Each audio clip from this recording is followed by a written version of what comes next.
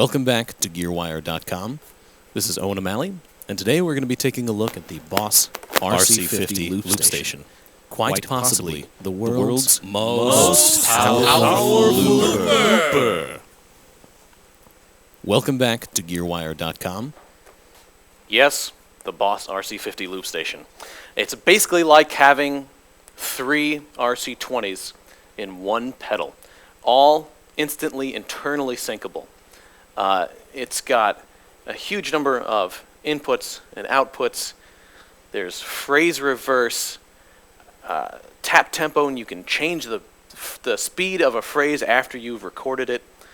There's just a ton of features on this pedal, most of which are accessible from the multitude of little foot pedals that are already included on it, and you could even add expression and control pedals to this thing to add even more instantly accessible functionality for live use.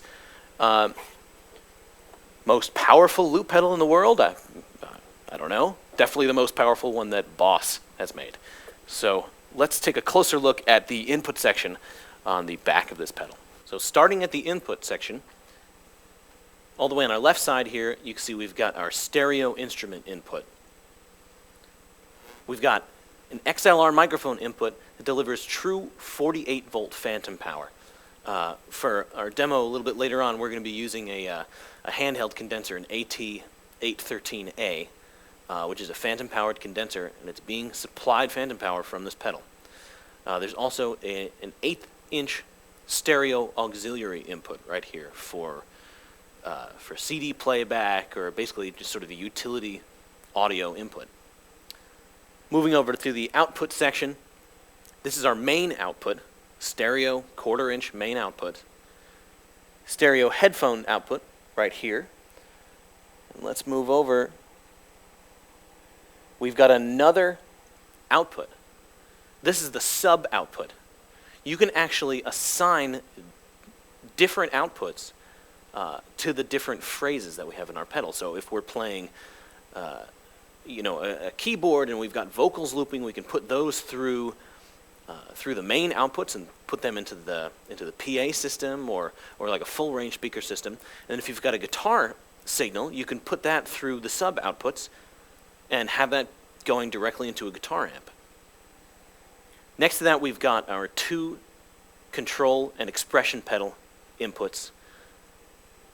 We've got a USB port right here.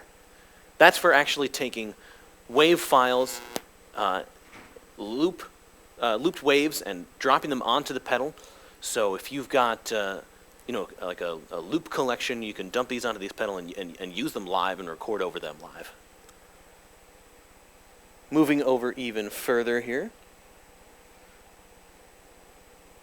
we've got our MIDI in-out. You can MIDI sync this to an external drum machine or a sequencer. You can also use it as the MIDI master device.